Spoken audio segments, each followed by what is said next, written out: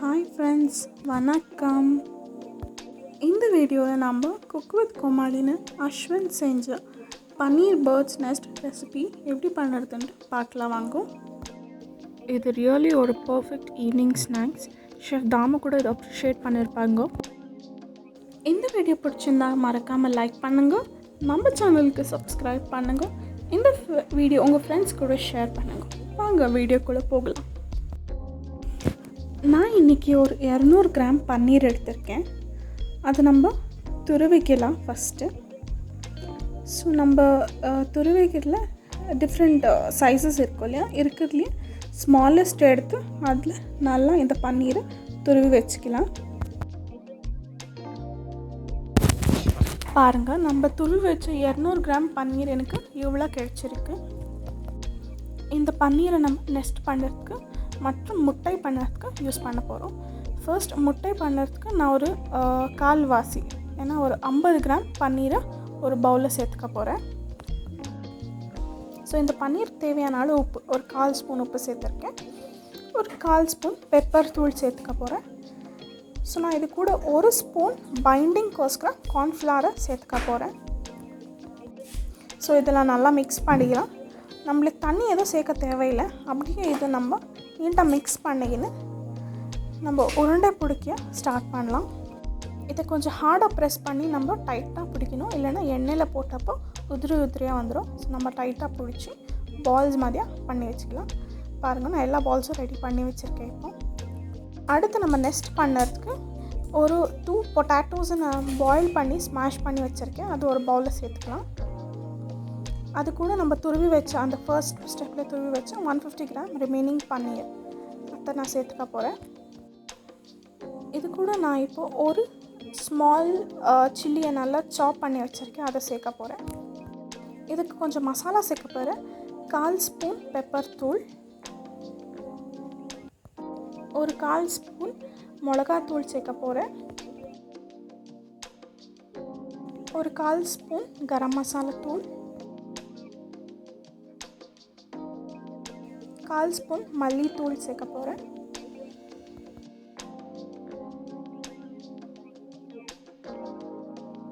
ஒரு pinch of மஞ்சாத்தூள்,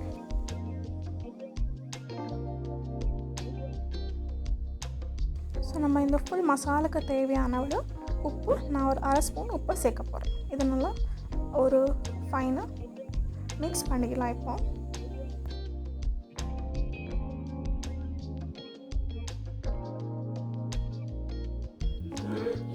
இப்போ நான் 2 ஸ்பூன் பொடியாக நறுக்கி வச்ச வெங்காயம் சேர்க்க போகிறேன்.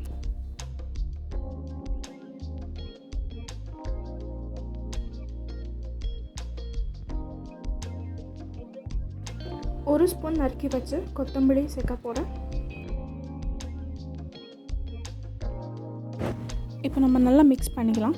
ஸோ நம்ம ஸ்பூனில் மிக்ஸ் பண்ண முடியாது, நல்லா கையிலேயே மிக்ஸ் பண்ணிக்கலாம். ஸோ நம்மளுக்கு இந்த தண்ணியை நம்ம சேர்த்து மிக்ஸ் பண்ண போகிறதில்ல. அந்த வெங்காயத்தில் இருக்கிற தண்ணி பொட்டேட்டோவில் இருக்கிற தண்ணியிலே இது நல்லா மிக்ஸ் ஆகிடும். பாருங்கள், நம்ம நெஸ்ட்டுக்கு தேவையான பேட்டி மிக்ஸ் ரெடியாக இருக்குது. நம்ம இது ஒரு மீடியம் சைஸ் பால்ஸாக உருட்டிக்கலாம். இது நம்ம நீட்டாக ரவுண்டாக பாலை உருட்டிட்டு அந்த நெஸ்ட்டுக்கு தேவையான ஷேப்பை இந்த பேட்டியில் நம்ம பண்ணி வச்சுக்கலாம்.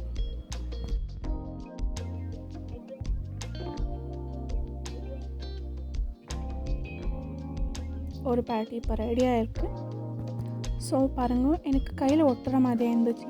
அதுக்காக நான் கையில் எண்ணெய் தேய்ச்சி கொஞ்சம் இது நல்லா தட்டினேன். ஸோ எதுவும் ஒட்டலை, நல்லா நீட்டாக வந்துச்சு. அந்த நெஸ்ட்டுக்கு தேவையான சென்டரில் ஒரு கொஞ்சம் ப்ரெஷர் கொடுத்து அந்த ஷேப்பை எடுத்து நம்ம பண்ணி வச்சுக்கலாம்.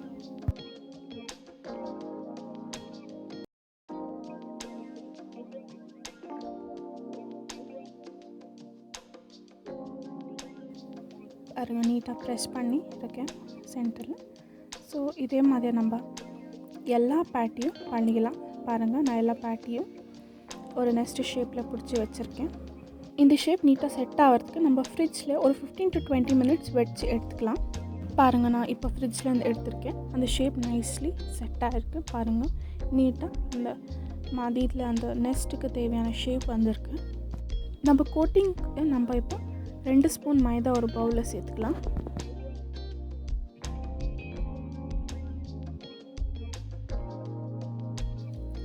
ஸோ நல்லா கொஞ்சம் தண்ணியை சேர்த்து நீட்லி எதுவும் லம்ப்ஸ் இல்லாதபடி நீட்டாக நல்லா மிக்ஸ் பண்ணிக்கலாம்.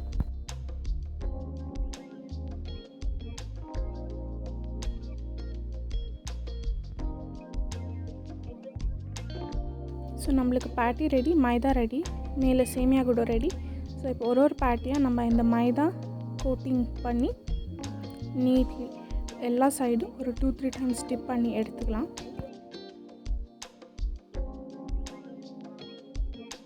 ஸோ இது நம்ம இப்போ நார்மல் ரோஸ்டட் சேமியா கிடைக்கிறதுல அதில் தான் நான் இப்போ கோட் பண்ண போகிறேன். ஸோ அது போட்டப்போ நம்மளுக்கு ஒரு நெக்ஸ்ட்டு ஃபினிஷிங் கிடைக்கும். ஸோ அதை போட்டு நான் நல்லா எல்லா சைடும் திருப்பி பாருங்கள் நல்லா கோட் பண்ணியிருக்கேன். வச்சுக்கலாம். இதே மாதிரி எல்லா பேட்டீஸு கூட நான் மைதாவில் டிப் பண்ணி கோட் பண்ணி நெக்ஸ்ட்டு சேமியாவில் நல்லா கோட் பண்ணி வச்சுருக்கேன். அடுத்து நம்ம next and X deep fry பண்ணுறதுக்கு ஒரு பேனில் ஆயில் விட்டு நல்லா சூடாக இருக்குது. ஸோ ஃபர்ஸ்ட் இந்த எக்ஸ் ஆனால் ஃபர்ஸ்ட் ஸ்டெப்பில் நம்ம பண்ண பன்னீர் பால்ஸை இது கூட சேர்த்து ஜஸ்ட் ஒரு 10 செகண்ட்ஸில் நம்ம எடுத்துடணும். ஏன்னா அது கலர் மாறிடும். பாருங்கள், நான் போட்டிருந்தா அது சீக்கிரம் கலர் சேஞ்ச் ஆகிடுது. ஸோ நம்ம சீக்கிரம் போட்டு எடுத்துடலாம்.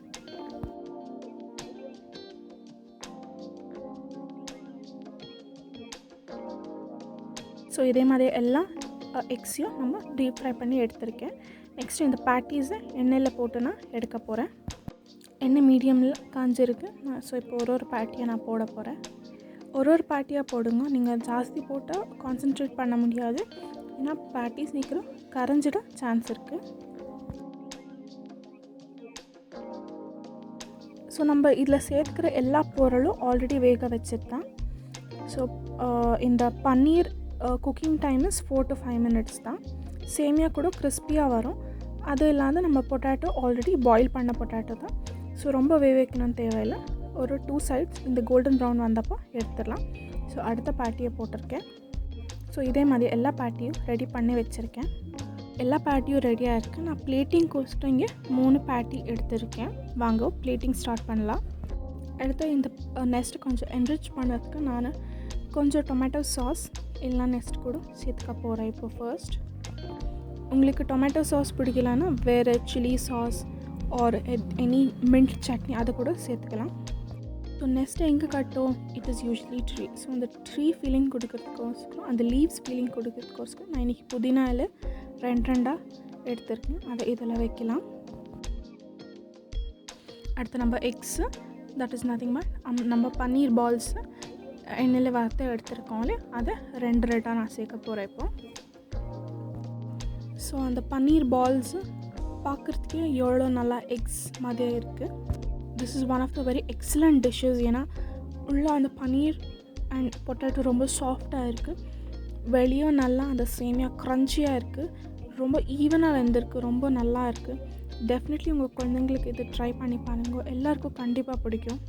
நம்ம சேனலில் other cook with Komali recipes கூட நம்ம அப்லோட் பண்ணியிருக்கோம். மறக்காமல் செக் பண்ணுங்கள். உங்களுக்கு இந்த வீடியோ பிடிச்சிருக்குன்னு நம்புகிறேன். மறக்காமல் இந்த வீடியோக்கு ஒரு லைக் கொடுங்க. நம்ம சேனலுக்கு மறக்காமல் சப்ஸ்கிரைப் பண்ணுங்கள். இந்த வீடியோ பிடிச்சிருந்தா உங்கள் ஃப்ரெண்ட்ஸ் கூட ஷேர் பண்ணுங்கள். Thank you friends.